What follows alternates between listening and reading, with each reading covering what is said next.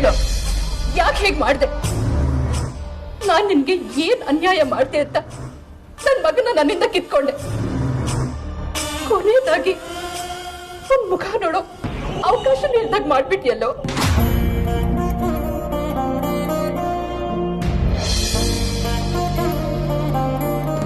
ಮಾತಾಡೋ ವೇದಾಂತ್, ಮಾತಾಡೋ. ಸಮಾಧಾನ ಮಾಡ್ಕೊಡಿ. ನಿಮ್ ನೋವೇನಂತ ನನಗೆ ಅರ್ಥ ಆಗುತ್ತೆ. ಪ್ಲೀಸ್ ಸಮಾಧಾನ ಮಾಡ್ಕೊಡಿ. ನಿನ್ ಸಮಾಧಾನ ನನಗೆ ಬೇಕಾಗಿಲ್ಲ. ನಾನ್ ಕೇಳಿದಕ್ಕೆ ಉತ್ತರ ಕೊಡು. ಅಮ್ಮ, ನಾನು ಬೇಕು ಅಂತ ಹಾಗೆ ಮಾಡ್ಲಿಲ್ಲಮ್ಮ. ಧ್ರುವನ್ ಮುಖ ಆಕ್ಸಿಡೆಂಟ್ ತುಂಬಾನೇ ಡ್ಯಾಮೇಜ್ ಆಗಿತ್ತಮ್ಮ. ಅವನ ಮುಖ ನೋಡೋದಿಕ್ ನನಗೆ ತೇಕೆ ಬರಲಿಲ್ಲ. ಅಂಥದ್ರಲ್ಲಿ ಆ ಮುಖನ ಮರೆಯವ್ರನ್ನ ನೋಡೋದು ಸರಿಯಲ್ಲ ಅಂತ ನನಗೆ ಅನ್ನಿಸ್ತು. ಯಾವಾಗಲೂ ಧ್ರುವನ್ ನಗು ಮುಖ ನೋಡಿರೋ ನಿಮ್ಗಳಿಗೆ ನಿಮ್ ಮನ್ಸುಗಳಲ್ಲಿ ಒಂದು ನಗು ಮುಖನೇ ಉಳಿಬೇಕು, ಅದೇ ಸರಿ ಅಂತ ನೋಡಿ.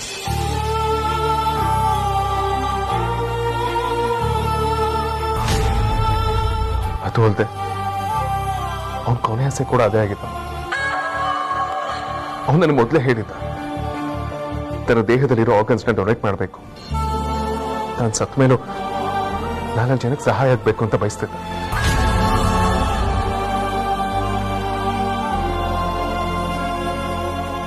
ಅಮ್ಮ, ಅವನ ಜೀವನದಲ್ಲಿ ಇನ್ನೂ ಅದು ಎಷ್ಟೆಷ್ಟು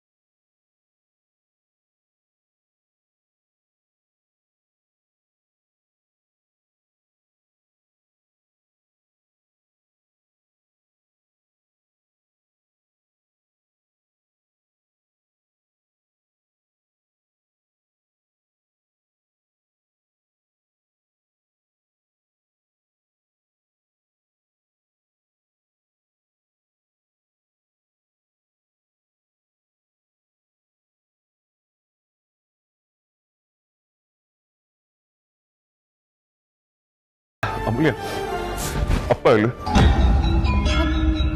ಗೊತ್ತಿಲ್ಲ ವೇದಾಂತ್. ಆಕ್ಸಿಡೆಂಟ್ ಆದ ವಿಚಾರನ ಅವ್ರಿಗೆ ಫೋನ್ ಮಾಡಿ ಹೇಳಿದೆ. ಅವ್ರು ತಕ್ಷಣ ಹೊರಡ್ತೀನಿ, ಹಾಸ್ಪಿಟಲ್ಗೆ ಡೈರೆಕ್ಟಾಗಿ ಬರ್ತೀನಿ ಅಂತ ಹೇಳಿದ್ರು.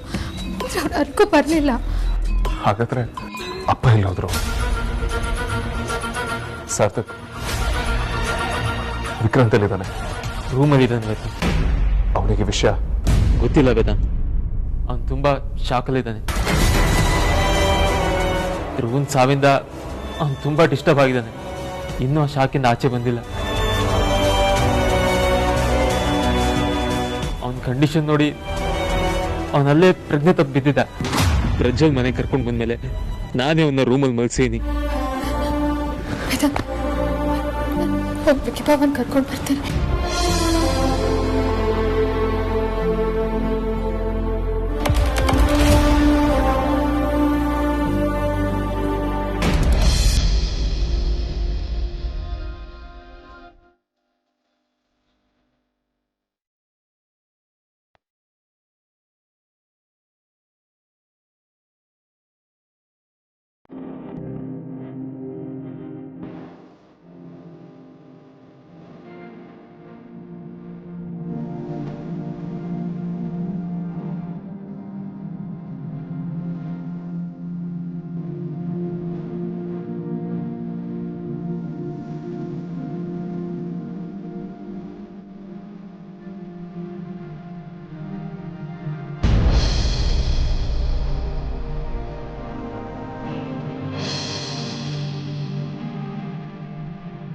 ಏನ್ ಮೋಸ ಸರ್ ಇದೆ.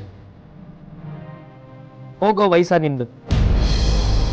ಯಾಕೆ ಸರ್ ಹೀಗೆ ಮಾಡ್ಕೊಂಡ್ಬಿಟ್ರಿ?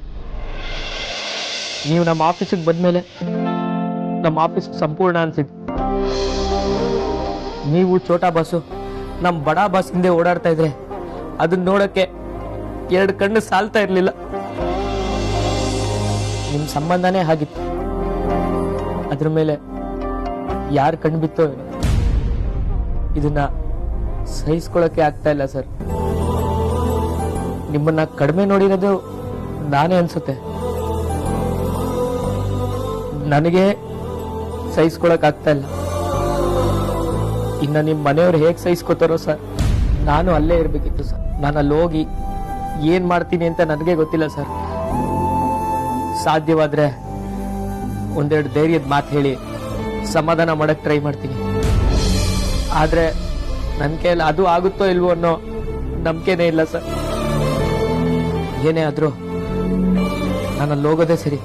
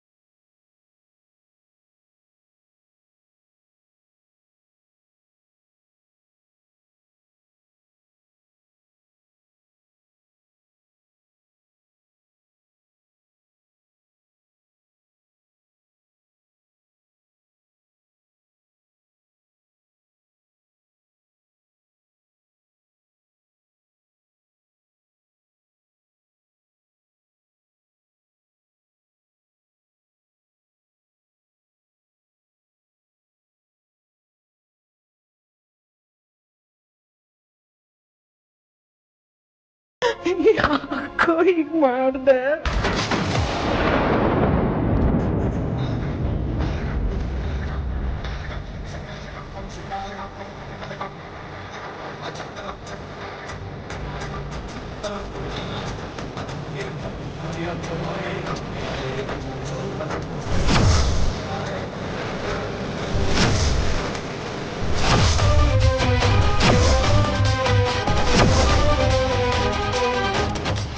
ವಯಸ್ಸಾದವಳು ನಾನಿದ್ದೀನಿ. ಕರ್ಕೊಂಡೆ ಹೋಗ್ಬೇಕು ಅಂತ ಇದ್ದಿದ್ರೆ ನನ್ನನ್ನು ಕರ್ಕೊಂಡು ಹೋಗ್ಬೇಕಾಗಿತ್ತು. ಮಗುನ ಯಾಕೆ ಕರ್ಕೊಂಡೆ? ಕಷ್ಟ ನೋವು ನೋಡಿರೋ ನನಗೆ ನೋಡೋದಕ್ಕೆ ಇನ್ನೇನು ಬಾಕಿ ಇಲ್ಲ ಅನ್ಕೊಂಡಿದ್ದೆ. ಆದ್ರೆ ಇಂಥ ಒಂದಿನ ನೋಡ್ತೀನಿ ಅಂತ ನಾನು ಅನ್ಕೊಂಡಿರ್ಲಿಲ್ಲ. ಇಂಥದನ್ನ ಮಾಡೋ ನಿನಗೆ ನಾನು ದೇವರು ಅಂತ ಹೇಳ್ಬೇಕಾ?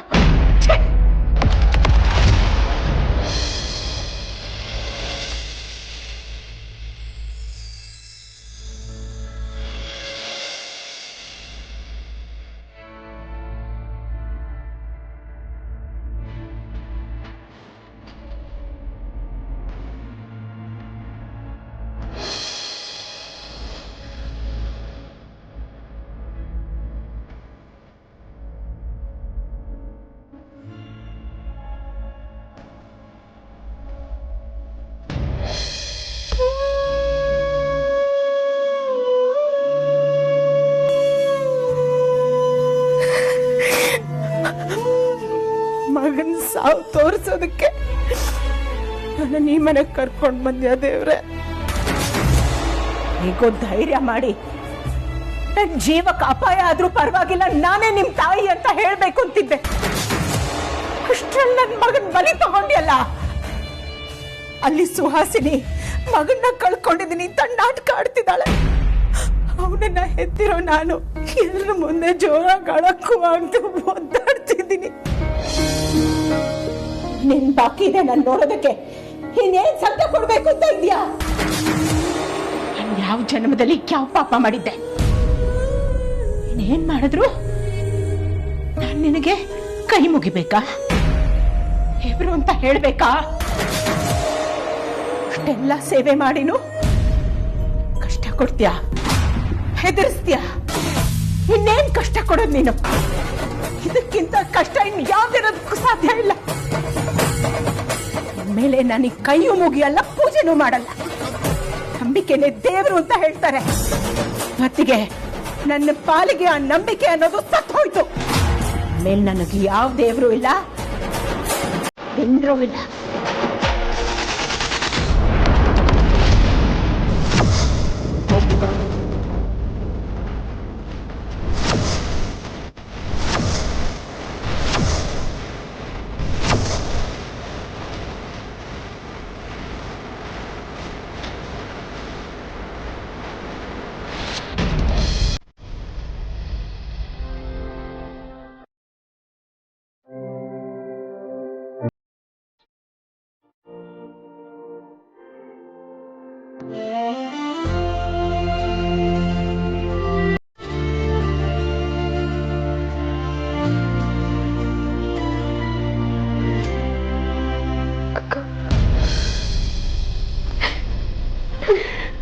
ರಾಜಣ್ಣ.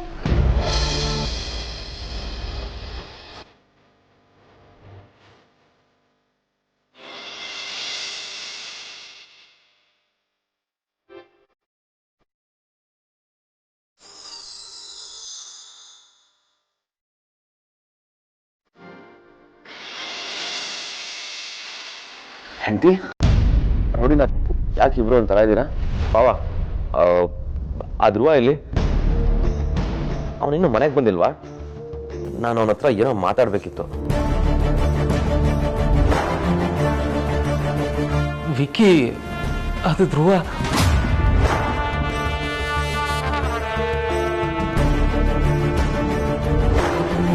ವಿಕ್ಕಿ, ನಿನಗೆ ಗೊತ್ತಲ್ವಾ, ಸ್ವಲ್ಪ ಹೊತ್ತಿಗೆ ಮುಂಚೆ ಧ್ರುವ.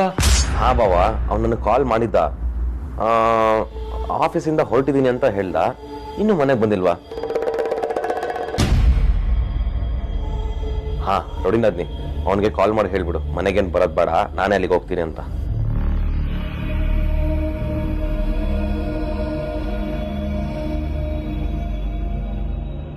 ಧ್ರುವಾಗಿ ಆಕ್ಸಿಡೆಂಟ್ ಆಗಿರೋದು ನೋಡಿದಾನೆ, ಆದ್ರೆ ಮರ್ತಿದ್ದಾನೆ.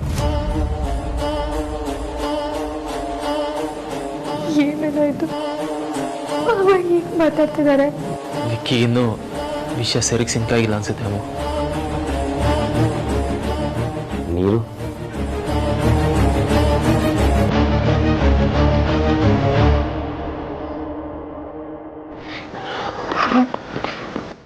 ನೀವು ಆರಾಮಾಗಿದ್ದೀರ ತಾನೆ? ಅದೇನೋ ಗೊತ್ತಿಲ್ಲ ನೋಡಿ ನದ್ನಿ, ಒಂಥರ ಸಂಕಟ ಆಗ್ತಿದೆ. ಒಂದ್ಸಲ ಭಾರ ಭಾರ ಅನಿಸ್ತಾ ಇದೆ.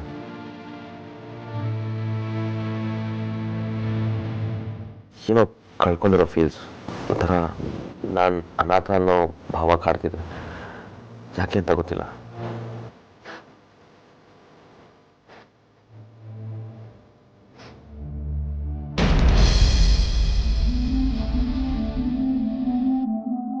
ವಿಕ್ಕಿ ಸರ್ಗೆ ಅವ್ರ ತಾಯಿ ಬಗ್ಗೆ ಗೊತ್ತಾಗುತ್ತೆ. ಅನಾಥ ಪ್ರಜ್ಞೆಯಲ್ಲಿದ್ದವರೆಲ್ಲರೂ ಅಮ್ಮ ಸಿಕ್ಕಿದಲ್ಲ ಅಂತ ಹಬ್ಬ ಮಾಡ್ತಾರೆ ಅನ್ಕೊಂಡಿದ್ದೆ. ಧ್ರುವ ಸರ್ ಬೇರೆ ಆಫೀಸಿಗೆ ಬಂದು ವಿಡಿಯೋ ನೋಡ್ತಾ ಇದ್ರು. ಇನ್ನೇನು ವಿಕ್ಕಿ ಸರ್ ಬರೋಷ್ಟರಲ್ಲಿಗೆ ಧ್ರುವ ಸರ್ ಹೊರಗೆ ಹೋದ್ರು. ಅವ್ರು ಯಾಕೆ ನಿಂಗೆ ಹೋದ್ರು? ಅವ್ರು ಇಲ್ಲೇ ಇರ್ತಿದ್ರು, ಅವ್ರಿಗೆ ಏನು ಆಗ್ತಿರ್ಲಿಲ್ಲ.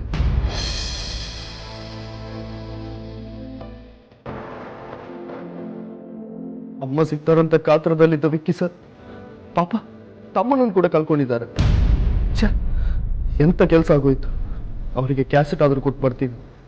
ಅದನ್ನ ನೋಡಿ ಅವ್ರ ಅಮ್ಮ ಯಾರು ಅಂತ ಗೊತ್ತಾಗಿ ಆ ಖುಷಿಲಿ ಅವ್ರ ತಮ್ಮನ ಕಳ್ಕೊಂಡಿರುವ ನೋವು ಸ್ವಲ್ಪ ಆದ್ರೂ ಕಮ್ಮಿ ಆಗುತ್ತೆ.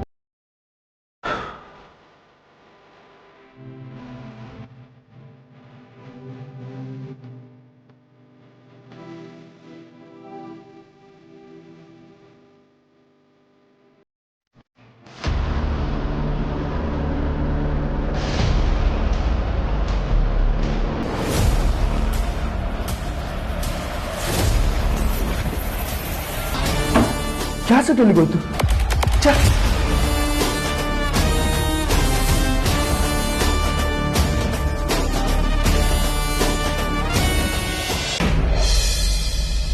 ಇಷ್ಟೊತ್ತು ಮಲ್ಕೊಂಡಿದ್ರಲ್ಲ ಬಾವ, ಅದಕ್ಕೆ ಹಾಗೆ ಅನಿಸ್ತಿರ್ಬೇಕು. ನನಗೆ ಯಾವತ್ತೂ ಈ ಥರ ಫೀಲ್ ಆಗಿರಲಿಲ್ಲ. ಇವತ್ತು ಯಾಕೋ ಅಯೋಮಯ ಅನಿಸ್ತಿದೆ. ಎಲ್ಲ ವಿಚಿತ್ರ ಅನಿಸ್ತಿದೆ. ನನಗೆ ಬೇಕಾಗಿರೋದನ್ನ ಕಳ್ಕೊಂಡಿದ್ದೀನಿ, ಮತ್ತೆ ಅದು ಯಾವತ್ತೂ ಸಿಗೋದೇ ಇಲ್ವೇನೋ ಅಂತ ಫೀಲ್ ಆಗ್ತಿದೆ. ಯಾರೂ ಇಲ್ದಿರೋ ಜಾಗಕ್ಕೆ ಹೋಗಿ ಜೋರಾಗಿ ಕೂಗಬೇಕು, ಅಳಬೇಕು ಅನಿಸ್ತಿದೆ. ಆಗ್ಲಾದ್ರೂ ಮನಸ್ಸು ಹಗುರ ಆಗ್ಬೋದೇನೋ. ಡೋಂಟ್ ವರಿ ವಿಕ್ಕಿ, ಕೆಲವು ಸಲ ಕೆಲಸದ ಒತ್ತಡ ಹೀಗೆಲ್ಲ ಆಗುತ್ತೆ. ಏನೂ ಆಗಲ್ಲ, ತಲೆ ಕೆಡಿಸ್ಕೊಬೇಡ.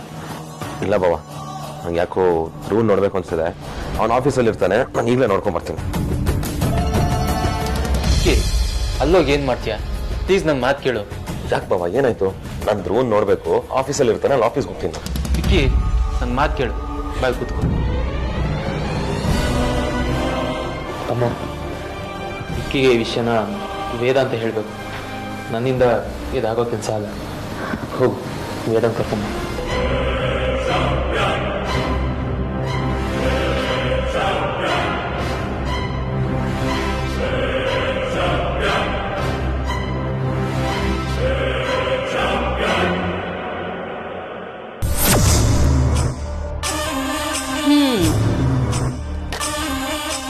ಟೇಪ್ನ ಇಟ್ಕೊಂಡು ನಮ್ಮನೇಲಿರೋ ವೈಜಯಂತಿನ ನಿನ್ನ ತಾಯಿ ವೈದೇಹಿ ಅಂತ ಪ್ರೂವ್ ಮಾಡಕ್ ಹೊರಟಿದ್ದೆ ಅಲ್ವಾ ಧ್ರುವ? ಪಾಪ, ಇತಿಹಾಸನ ಬದಲಾಯಿಸ್ತೀನಿ ಅಂತ ಹೊರಟೋನು ನೇನೇ ಇತಿಹಾಸ ಆಗ್ಬಿಟ್ಟಿಯಲ್ಲೋ. ನನ್ನ ವಿರುದ್ಧ ಧ್ವನಿ ಎದ್ದವನು ನೀನೆ. ನಿನ್ನಿಂದಾಗಿನೇ ಆ ವಿಕ್ಕಿ ಕೂಡ ನನ್ನ ವಿರುದ್ಧ ತಿರುಗ್ಬಿದ್ದ. ನನ್ನ ಅಸ್ತಿತ್ವನ ಯಾರಾದ್ರೂ ಅಲುಗಾಡ್ಸಕ್ ಬಂದ್ರೆ ನಾನವ್ರನ್ನ ಸುಮ್ಮನೆ ಬಿಡಕ್ಕಾಗತ್ತಾ? ಆಗ ನನ್ನ ಅಸ್ತಿತ್ವ ಇರುತ್ತಾದ್ರು ನಾನ್ ನಿನಗೆ ನನ್ನನ್ನ ಎದುರು ಹಾಕೋಬೇಡ ಅಂತ ಪದೇ ಪದೇ ವಾರ್ನ್ ಮಾಡಿದ್ದೆ. ಆದ್ರೆ ನೀನು ನನ್ನ ಮಾತನ್ನು ಕೇಳಲಿಲ್ಲ. ಒಂದೇ ವಿಚಾರನ ನಾನು ಪದೇ ಪದೇ ಹೇಳಲ್ಲ, ಆದ್ರೂ ಪದೇ ಪದೇ ಹೇಳ್ದೆ. ಇಷ್ಟಾದ್ಮೇಲೂ ನಾನು ಹೇಗೆ ಸುಮ್ಮನಿರಕ್ಕಾಗತ್ತೆ? ನನ್ನ ವಿರುದ್ಧ ಯಾರೇ ತಿರುಗ್ಬಿದ್ರು ಅವ್ರಿಗೆ ಇದೇ ಕತೆ. ಹಲೋ ಆರ್ತಿ, ಹೇಳಮ್ಮ. ಸಾರಿ ಬಾ, ಅವಾಗಲೇ ಕಾಲ್ ಮಾಡಿದ್ರಿ, ರಿಸೀವ್ ಮಾಡೋಕ್ಕಾಗಲಿಲ್ಲ. ಅಪ್ಪ, ನಮ್ಮ ರಾಜಣ್ಣ. ಗೊತ್ತಾಯ್ತು ಮಗಳೇ, ಅಮ್ಮ ಫೋನ್ ಮಾಡಿ ಎಲ್ಲ ಹೇಳಿದ್ಲು. ಅಪ್ಪ, ನಮ್ಮ ರಾಜಣ್ಣಂಗೆ ಈ ಥರ ಆಗಬಾರ್ದಿತ್ತು. ದೇವ್ರವ್ರಿಗೆ ತುಂಬ ಅಂದರೆ ತುಂಬ ಮೋಸ ಮಾಡಿಬಿಟ್ಟ. ಏನು ಹೇಳಿ ಏನು ಪ್ರಯೋಜನ? ಅವನು ಮಾತ್ರ ವಾಪಸ್ ಬರೋದಿಲ್ಲ. ಇಂಥ ಸುದ್ದಿ ಕೇಳ್ತೀನಿ ಅಂತ ನಾನು ಕನಸು ಮನಸ್ಸಿನಲ್ಲೂ ಎಡ್ಸಿರ್ಲಿಲ್ಲ.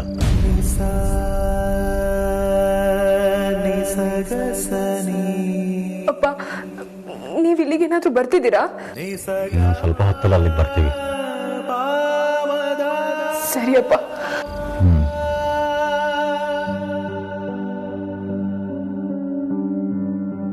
ಬರೀ ನಾವು ಅಲ್ಲಿಗೆ ಹೋಗಿ ಅವ್ರಿಗೆ ಸಮಾಧಾನ ಮಾಡೋದು ನಮ್ಮ ಕರ್ತವ್ಯ. ಸಮಾಧಾನ ಮಾಡೋಕ್ಕಾಗುತ್ತೇನ್ರಿ? ಖಂಡಿತ ಆಗಲ್ಲ ಪರಿ. ಸಾವಿನ ಮನೆಯಲ್ಲಿ ಯಾವ ಮಾತಕ್ಕೂ ಬೆಲೆ ಇರಲ್ಲ. ಯಾರು ಏನೇ ಮಾತಾಡಿದ್ರು ಕಳ್ಕೊಂಡವ್ರ ದುಃಖಕ್ಕೆ ಪರ್ಯಾಯ ಇಲ್ಲ. ನಮಗೆ ಸಮಾಧಾನ ಆಗಲ್ಲ, ನಮಗೆ ಈ ನೋವನ್ನು ತಡ್ಕೊಳ್ಳೋದಕ್ಕಾಗಲ್ಲ, ಇದನ್ನು ಒಪ್ಕೊಳ್ಳೋದಕ್ಕೂ ಆಗಲ್ಲ.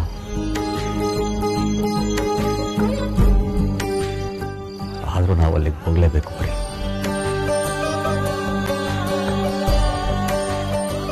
ರೀ ಅದಿತಿ, ಈ ಪರಿಸ್ಥಿತಿಯಲ್ಲಿ ಇವಳನ್ನ ಅಲ್ಲೇ ಕರ್ಕೊಂಡು ಹೋಗೋದಕ್ಕಾಗಲ್ಲ. ಇವಳು ಇಲ್ಲೇ ಇರಲಿ, ನಾವು ಬೇಗ ಹೋಗಿದ್ದು ಬರೋಣ.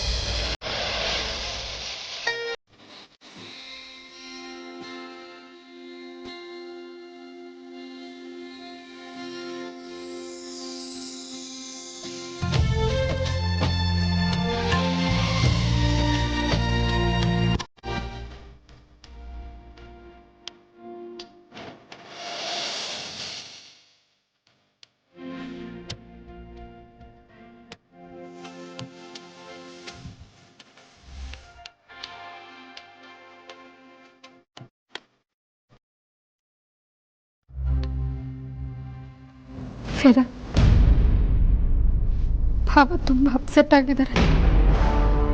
ಅವ್ರಿಗೆ ಹೇಗೆ ಸಮಾಧಾನ ಮಾಡಬೇಕು ಅನ್ನೋದು ಗೊತ್ತಾಗ್ತಿಲ್ಲ ವೇದ. ಮೋಸ್ಟ್ಲಿ ಅವರು ಡಿನ್ನಲ್ಗೆ ಹೋಗಿದ್ದಾರೆ ಅನ್ಸುತ್ತೆ. ರಾಜಣ್ಣ ಇಲ್ಲ ಅನ್ನೋದನ್ನ ಅವ್ರು ಅಕ್ಸೆಪ್ಟ್ ಮಾಡ್ಕೊಳ್ಳೋದಕ್ಕೆ ರೆಡಿ ಇಲ್ಲ ವೇದ. ಎಲ್ಲ ಅವ್ರ ಕಣ್ಮುಂದೆನೇ ನಡೆದಿದ್ರು ಏನೂ ಗೊತ್ತಿಲ್ಲ ಅನ್ನೋ ಥರ ಆಡ್ತಿದ್ದಾರೆ. ಅವ್ರಿಗೆಲ್ಲ ಮರ್ತೋಗಿದೆಯೋ ಅಥವಾ ಎಲ್ಲ ನಿಂತಿದ್ರೆ ಅವ್ರ ಈ ಥರ ಆಡ್ತಿದ್ದಾರೋ ಗೊತ್ತಾಗ್ತಿಲ್ಲ ವೇದ. ಪರಿಸ್ಥಿತಿನ ಪ್ಲೀಸ್ ಇಲ್ಲೇ ಬಂದು ಅವ್ರಿಗೆ ಅರ್ಥ ಮಾಡಿಸು ವೇದ. ಎಲ್ಲಿದ್ದಾರೆ ವಿಕ್ರಾಂತ್? ರೂಮಲ್ಲಿದ್ದಾರೆ. ಬಾ.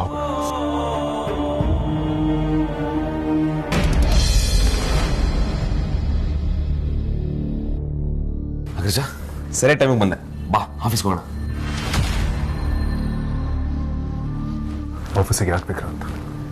ಯಾಕೆ ಅಗ್ರಜ ಹೀಗೆ ಹೇಳ್ತಿದ್ಯಾ? ಧ್ರುವ ಯಾವುದು ಹುಡುಗಿಗೆ ಪ್ರಪೋಸ್ ಮಾಡ್ತೀನಿ ಅಂತ ಹೇಳಿದ್ದಾನೆ. ಅದು ಗುಡ್ ನ್ಯೂಸ್ ಹೇಳಕ್ಕೆ ನಮ್ಮ ಆಫೀಸ್ ಕರ್ತಿದ್ದಾನೆ. ಬಾ ಹೋಗೋಣ ಬೇಗ. ನಿನಗೇನಾಗಿದೆ ವಿಕ್ರಾಂತ್? ಯಾಕೆ ಹೀಗಾಡ್ತಿದ್ಯಾ? ನನಗೇನಾಗಿದೆ? ಧ್ರುವ ಆಫೀಸಲ್ಲಿ ಇಲ್ಲ. ಅವನು ಹೆಂಗೆ ಆಫೀಸಲ್ಲಿ ಇರಲ್ಲ? ಆಫೀಸಲ್ಲಿ ಇರ್ತೀನಿ, ಬೇಗ ಬಾ ಅಂತ ನನಗೆ ಹೇಳಿ ಅವನು ಎಲ್ಲಿ ಹೋಗ್ತಾನೆ? ಇರು, ಕಾಲ್ ಮಾಡ್ತೀನಿ. ಮೊಬೈಲಲ್ಲಿ ಮೊಬೈಲ್ ಎಲ್ಲ ಇಲ್ಲೇ ಇತ್ತಲ್ಲ, ಇರೋ ನಿಮಿಷ ಇಲ್ಲೇ ಇಟ್ಟಿದೆ ಮೊಬೈಲ್.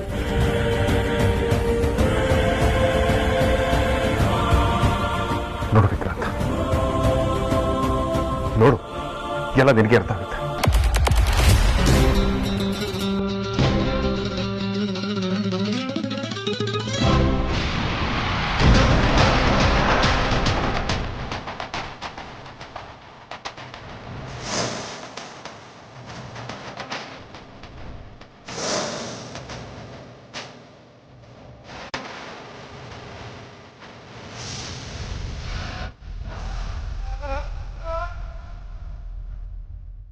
ಇದು ನೋಡು ವಿಕ್ರಾಂತ್, ಇದು ನೋಡು. ಧ್ರುವಂಗೆ ಆಕ್ಸಿಡೆಂಟ್ ಆಗಿರೋ ಜಾಗಕ್ಕೆ ನೀನು ಹೋಗಿದ್ಯಂತೆ.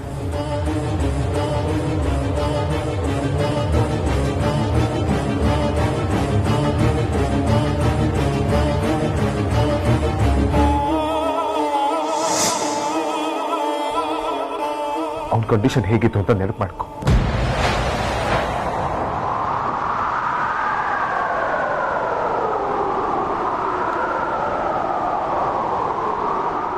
ನೆನಪು ಮಾಡ್ಕೋ ವಿಕ್ರಾಂತ್,